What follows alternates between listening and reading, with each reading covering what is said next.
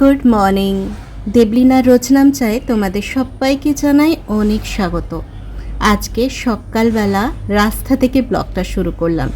এই ভিডিওটা হচ্ছে যেদিন ধামাস গেছিলাম নিজের কাজের উদ্দেশ্যে, মানে কাজের জন্য, আমার চাকরিটার জন্য। তো সেই দিন সকাল সকাল রেডি হয়ে, মা বাবা তো আগের দিন চলে গেছিলো, আমরা তিনজন রেডি হয়ে সকালে বেরিয়ে পড়েছি। আর আজকে টোটোতে যাইনি, আজকে মেয়েকে চড়িয়েছি ট্রেকারে। মানে ওর বাবার বাড়ি যাওয়ার প্রধান যানবাহন হচ্ছে এটা, যেতে গেলে ট্রেকারে চড়তে হয়। একদম ছোট্টবেলায় ও একবার চড়েছিল, তারপরে কিন্তু ও আর চড়েনি। তো সেই জন্য প্রথম এক্সপিরিয়েন্স করার জন্য চড়েছি। তবে ভাগ্যবশত ট্রেকারটা আজকে ফাঁকাই আছে, আর সকাল সকাল উঠেছে, ওর মুখ দেখে বুঝতেই পারছো। তো চলো যাওয়া যাক। ধামাস এসে গেছি, এসে জামাটা চেঞ্জ করলাম, প্রচণ্ড গরম লাগছে। আর তোমাদের হিয়ারানি বাথরুমে গেছে, আর এটা থেকে একটা ঢাকি দিয়ে যাই জানো। আর খুলবো না আজকে, কারণ বিকেলে চলে যাব, খুলবো না ওই জন্য। আর কি খাওয়া দাওয়া করবো, টিফিন খাবো, তারপরে সে সকালে উঠে এসেছি। চোখ মুখ দেখলে, আর এই চোখের ব্যথাটা এত জ্বালাচ্ছে, দেখো দেখতে তো, এই দেখো এই এখানে পোকা ইয়ে করেছে, এত ব্যথা করছে না চোখটা, যে ভালো লাগছে না। জামাটা পরেই ছিলাম, লোকজন আসবে কিছু, কিন্তু মনে হলো ওদের আসতে তো দেরি আছে, এখন খুলে 8 ঘন্টা একটু রেস্ট নিই, তারপরে না হয় শাড়ি টাড়ি মানে জামা টামা ছেড়ে তারপরে ওরা আসার আগে আবার পরে নেব। এই হচ্ছে আমার ঘর, সাদের সাজানো ঘর, এখন কিছুই নেই, সব ঢাল। ভালো লাগে না গো, ভীষণ বিরক্তি লাগে। আবার এই ঘরতে আসতে শান্তিও লাগে, আবার বিরক্তিও লাগে, মানে খারাপও লাগে, সব মিলিয়ে মিশিয়ে এক্সাইটমেন্ট কাজ করে। আর আমার মেয়ের এক্সাইটমেন্ট কিসের জন্য কাজ করে এখানে আসার জন্য জানো? দেখবে, এই দেখো, এই পুতুলটার জন্য, এই পুতুলটার জন্য ও এখানে আসতে চায়। এটাকে নিয়ে যখন থেকে এসে লটর পটর করছে।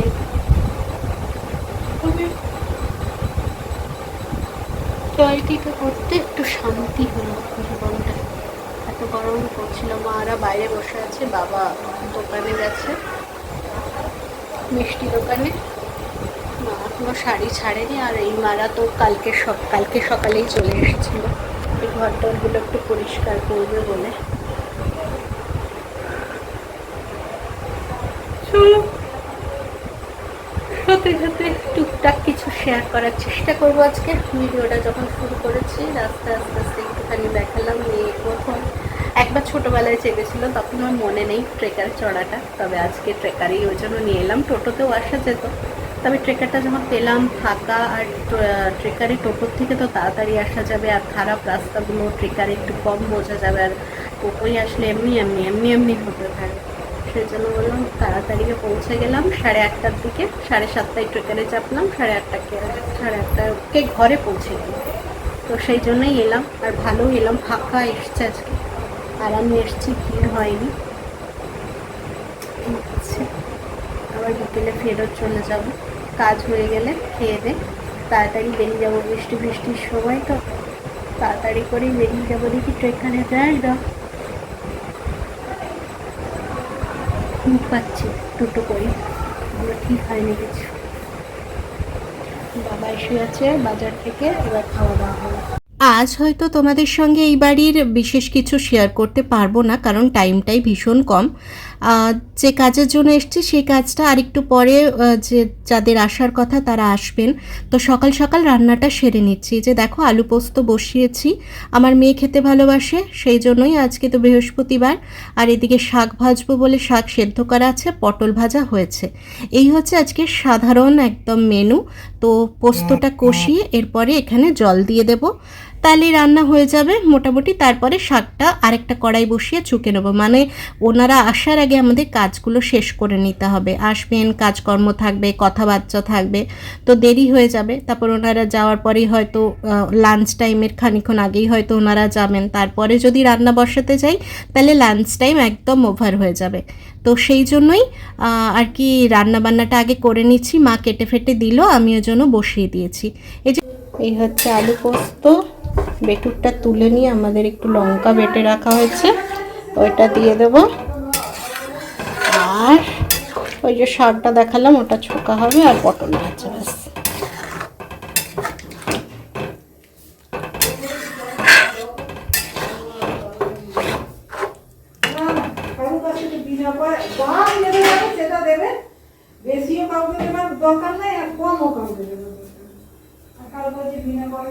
ধামাস থেকে ভীষণ বড় একটা যুদ্ধ করে আমরা ফিরে এসেছি। মানে আসার মুহূর্তে বৃষ্টি নেমে গেছিল, টোটো বলা ছিল, বাট ওই বৃষ্টির জন্য কোনো টোটো আসছিল না, আর দাম বলছিল প্রচণ্ড, মানে হাই আসার জন্য। তো লাস্ট ট্রেকারটা কখন ছিল পাশে কাকিমার কাছ থেকে জেনে লাস্ট ট্রেকারেই আমরা এসছি। তো ভিড় ছিল, ওই জন্য খানিকটা আমাকে আর মাকে দাঁড়িয়ে আসতে হয়েছে, মানে আমাকে আর শাশুড়ি মাকে আমরা দাঁড়িয়ে দাঁড়িয়ে এসছি ঝুলে ঝুলে, আর মাদেরকে মোটামুটি একটু বসানোর জায়গা করতে পেরেছিলাম। আর বেটুকে তো প্রথমেই একজনের কোলে বসিয়ে দিয়েছিলাম। তো যাই হোক, কোনো রকমে পৌঁছে গেছে ঠিকঠাক করে। এবার দেখো তোমাদের হিয়া রানী নিজের হাতে আজকে কত সুন্দর একটা ড্রয়িং করলো। ওদের স্কুলে বলেছে এরকম একটা সাদা পেপারের ওপরে ড্রয়িং করে নিয়ে যেতে। কেমন হয়েছে অবশ্যই জানিও। Good morning. এটা হচ্ছে নেক্সট ডে। সেদিন আর কিচ্ছু ভিডিও করতে পারিনি, এসে কোনো রকম একটু খাওয়া দাওয়া করে শুয়ে পড়েছিলাম। মানে বুঝতেই পারছো সকাল থেকে প্রচণ্ড পরিমাণে ধকল গেছে। একটা জায়গায় সকালে উঠে যাওয়া, সেই জায়গায় আবার মানে এখান থেকে গিয়ে ওখানে রান্নাবান্না করে খেয়ে তোমার যে দরকারি কাজ সেটা সামলে, সমস্ত হেডেক সামলে আবার ফিরে এসে রাত্রে মেয়ের স্কুলের কাজ করিয়ে তারপর আর মানে কন্টিনিউ করতে পারিনি ভিডিওটা। তো এই জন্য আর সকাল থেকে কন্টিনিউ করছি। সকালে উঠে বিছানা টিছানা গুছিয়ে দেখো একদম পরিষ্কার পরিচ্ছন্ন করে দিলাম। তো এবার চলো, এবার নেক্সট কাজ করতে হবে। যা যা কাজ তা তো তোমাকে সারতেই হবে। এরপরে আবার আমার অফিস আছে, কাল ছুটি নিয়েছিলাম, আজ আর ছুটি নেওয়া যাবে না। তো যা যা কাপড় ছিল সমস্ত নিয়ে চলে এলাম, এবার ভাঁজ করে রেখে দেবো। তাহলে ঘরটা একদম গোছানো, এই দিক থেকে পরিষ্কার পরিচ্ছন্ন হয়ে যাবে। তারপরে একবার ঝাড়ু দিয়ে তো তোমার মা পুজো করে নেয়, তারপরে মাসি আসলে ঘর ঝাড়ু মোছা সমস্ত কিছুই করে। তো এরপরে খেয়ে দিয়ে আমি বেরিয়ে যাব, আমার আর দেরি করলে চলবে না, কাজ আছে, তো তাড়াতাড়ি বেরিয়ে যেতে হবে। আর মেয়ে তো আজকে স্কুল গেছে, কালকে যায়নি, আজকে পাঠিয়েছি। শরীরটাও মোটামুটি ভালো আছে। তবে আজকে যাওয়ার আগে বেশ খানিকটা কাজ করে গেছি। ঝাড়ু দেব বলে এসছিলাম, তখন দেখলাম আমাদের এই বাইরের বারান্দাটা না বেশ ঝুল হয়েছিল, আর হাতে হাতে যদি ঝুলগুলো না ঝেড়ে দেওয়া হয় না তাহলে ভীষণ বাজে দেখতে লাগে। সেই জন্য আমি ঝাড়ু দিতে এসে আজকে ঝাড়ু দেওয়াটা কমপ্লিট করতে পারিনি। মানে এই সবগুলো ঝাড়পোছ পরিষ্কার করতে করতে এতটাই বেলা হয়ে গেল যে মাকে বললাম তাহলে তুমি ঝাড়ুটা দিয়ে দাও, আমি ঝেড়ে টেড়ে সমস্ত পরিষ্কার করে দিয়েছি, তুমি একটু ঝাড়ুটা দিয়ে দাও, কারণ আমার সময় হয়ে গেছিলো। এরপরে মানে যদি আমি লেট করি তাহলে অনেকটা লেট হয়ে যাবে। আর ওই যে মশারির নেটগুলো দেওয়া আছে ওইগুলো যদি একটু ঝেড়ে না দিই না, ওখানে পোকা টোকা প্রচুর আটকে থাকে। আর আজকে তোমাদের হিয়া রানীকে সকালবেলা খিচুড়ি বানিয়ে দিয়েছিলাম, জানো, খেয়ে গেছে। একটু একটু করে সকালবেলা ভাত খাওয়ার অভ্যাসটা তোমরা বলেছো, সেই জন্য করানোর চেষ্টা করছি। তবে ও যেহেতু খিচুড়িটা ভালোবাসে তাই খিচুড়ি দিয়ে প্রথম স্টার্ট করেছি। খানিকটা খেয়ে নিয়েছে, পুরোটা খেয়েছে বলবো না, আবার খায়নি সেটাও বলবো না। মোটামুটি সকালে যতটা খাওয়া যেতে পারে ও ততটাই খেয়ে গেছে। তো সেই খিচুড়ি একটু ছিল, আর গোবিন্দভোগ চালের খিচুড়ি বানিয়েছিল, সেই জন্য মাও খেয়ে নিল। কারণ এমনি চালের হলে মা খেতে পারতো না, কারণ পুজো করতো। তো মাকে বললাম দেরি হবে তোমার আজকে পুজো করতে, তো এই জন্য খেয়ে নাও। আর সাথে মেয়ের দুটো পাঁপড় ভাজা ছিল, সেই দিয়েই হয়ে গেল, আর বেশি কিছু করতে হলো না।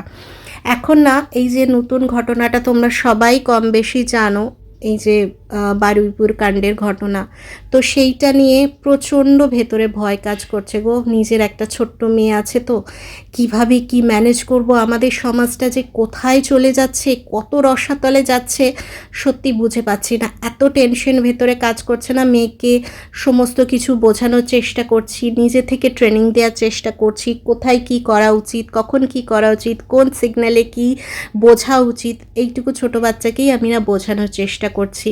হয়তো ও বুঝছে, হয়তো পুরোটা বুঝতে পারছে না, তবে আমি সর্বক্ষণ ওকে এই জিনিসগুলোই বোঝানোর চেষ্টা করছি যে কি হলে কি করা উচিত, কখন কি করা উচিত, কাকে কি বলা উচিত, সমস্ত কিছু এই নিয়ে না প্রচণ্ড একটা টেনশন কাজ করছে ভেতরে।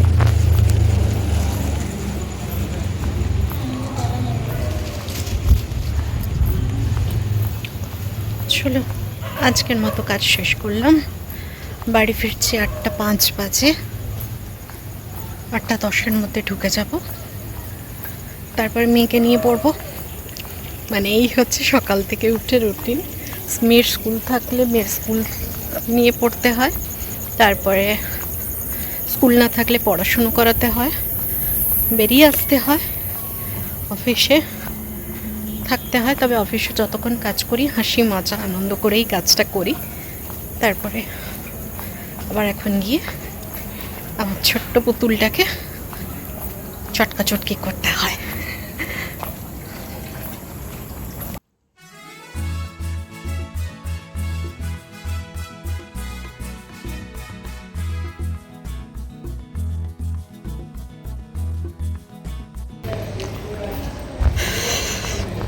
কাল পরশু আবার মেয়ের ছুটি, সোমবার ছুটি আছে কিনা জানি না, ওটা জানতে হবে।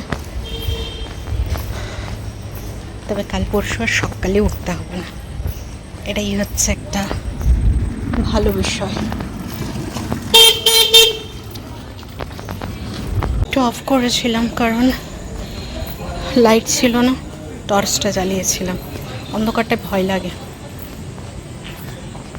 চলো বাড়ি এসেই গেছি, তোমাদের সঙ্গে কথা বলতে বলতে এবার ঢুকে যাব বাড়ির ভেতরে। অফিস থেকে ফিরে মেয়েকে সমস্ত স্কুলের কাজ করালাম, তোমাদেরকে দেখাবো যে কি কি কাজ। ও তো এতদিন শরীর খারাপের জন্য অ্যাবসেন্ট করেছিল, তো প্রচুর কাজ ছিল। তো আমি ওর স্কুলের যে আদার্স বাচ্চারা আছে, তো সেরকম একটা গ্রুপ আছে, সেখান থেকে ওগুলো কালেক্ট করে ওর খাতায় তুলে দিলাম। না হলে এক্সামের সময় প্রচণ্ড প্রবলেম হবে, নাহলে আমি ওকে প্র্যাকটিসও করাতে পারবো না, ওর ম্যামও করাতে পারবে না। তো সেই জন্য ওগুলো তুলে দিলাম। এবার ও খেলা করছে, এদিকে মা টিভি দেখছে। আর আজকে রাত্রের কী রান্না হয়েছে চলো তোমাদের সঙ্গে শেয়ার করি যে আজকে রাত্রে কী রান্না হয়েছে। একদম সোজা সাপটা খাবার, বেশি ঝামেলা করতে মাকেই মানা করেছি, যতটুকু না হলে নয় ততটুকুই এখন এক্সপেন্স করতে হবে আমাদের। এই দেখো আলু পটল আর বেসনের বড়া দিয়ে একটা ঝোল আর ভাত, ব্যাস আজকের এই তরকারি। বেটুও খেয়ে নেবে, বেটুর জন্য আলু পটলের ঝোলটা নেব, আর ও ঝোলের বড়াটা কতটা পছন্দ করবে জানি না, তো সেই জন্য ওর জন্য ভাজা বড়া রেখে দিয়েছি। এই দিয়ে আমার মেয়েও খেয়ে নেবে। আমার মেয়ে তো লক্ষ্মী মেয়ে, এটা আমি সবসময় বলি, আর তোমরাও জানো তোমাদের হিয়াবুড়ি কতটা লক্ষ্মী মেয়ে, কোনো ঝামেলা করে না। তো চলো আমরাও খাওয়া দাওয়া করে নিই। দেখেই মনে হচ্ছে না আমাকে টায়ার্ড, হ্যাঁ অফিস টফিস করে এসছি তো এই জন্য টায়ার্ড। তবে এই যে আমার ছোট্ট হিয়াকে পেলে কাছে, আমার সমস্ত কিছু দূর হয়ে যায়। আর এর পাগলামো, এর খেলা, এসব দেখলে এত মনটা ভরে যায়, তখন আর কোনো ক্লান্তি কাজ করে না। তবে হ্যাঁ একটুখানি ঘুমোতে হবে, আজকে ঘুমও পাচ্ছে। তো চলো খাওয়া দাওয়া করে নিই। তো চলো রাত্রের খাওয়া দাওয়া কমপ্লিট হলো। তোমাদের তো কী রান্না হয়েছে দেখালে আমি। রাত্রে বেশি কিছু লাগে না, গরম গরম একটা তরকারি ভাত হলেই হয়ে যায়। আর আলু পটল বেসনের বড়া করে ঝোলে দিয়ে দেওয়া হয়েছিল, আর মেয়ে ওই ঝোলের বড়া খায় না, ওই জন্য ভাজা রাখা হয়েছিল। তো ওই দিয়ে রাত্রের খাওয়া শেষ হলো। আর আজকে একটু দেরি হয়ে গেল, 10:30 বেজে গেছে, এখনও বিছনা টিছনা কিচ্ছু হয়নি, জাস্ট খেয়ে উঠলাম। এই যে এখন বই খাতা তুলবো, কারণ দেরি হলো কেন বলো তো, তোমাদের হিয়ারানি তো অনেক দিন স্কুল যায়নি শরীর খারাপের জন্য। এবার সেই কাজগুলো তোকে খাতা শুক্রবার দিয়েছিল, শুক্রবার ওই জন্যই পাঠিয়েছিলাম যাতে খাতাগুলো পাই।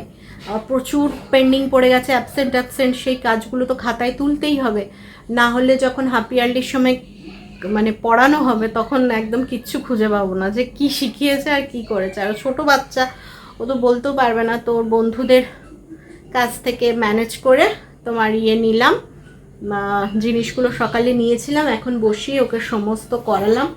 দেখো বাংলাটা বাদে ইভিএস, ম্যাথ, ইংলিশ, এই যে দেখো না ইংলিশে দেখাচ্ছি, ব্যাক ক্যামেরা করে দেখো, এই যে সব দুটো করে BCD দিয়ে দুটো করে ওয়ার্ড, এই যে সমস্ত এগুলো সমস্ত করা একদম জেড পর্যন্ত সব করালাম। তারপরে ম্যাথে হচ্ছে তোমার দিয়েছে, এই যে এটা হাফ করেছে, হাফ বলেছে কালকে করে নেবে। এই যে 11, 12 এগুলো সব অ্যাবসেন্ট ছিল, হাফ ইয়ারলি সিলেবাস এবার শুরু হচ্ছে।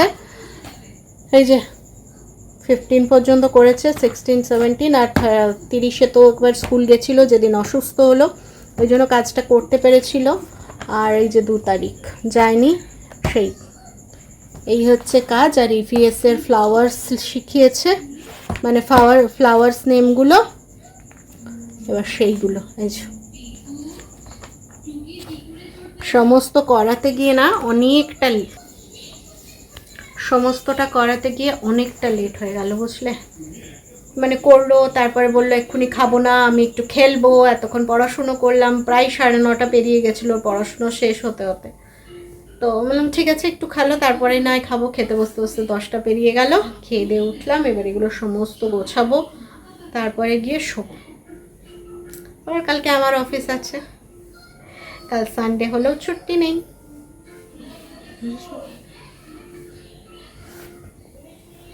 কাল আবার অফিস আছে। চলো, মেয়েকে এখন ব্রাশ দেবো, মেয়ের ব্রাশও হয়নি। আমি ভিডিওটা শেষ করব বলে শুধু এলাম, মেয়ের এখনও ব্রাশ হয়নি, মেয়েকে ব্রাশ দেবো, বিছনাগুলো করবো, দিয়ে ঘুমিয়ে পড়বো।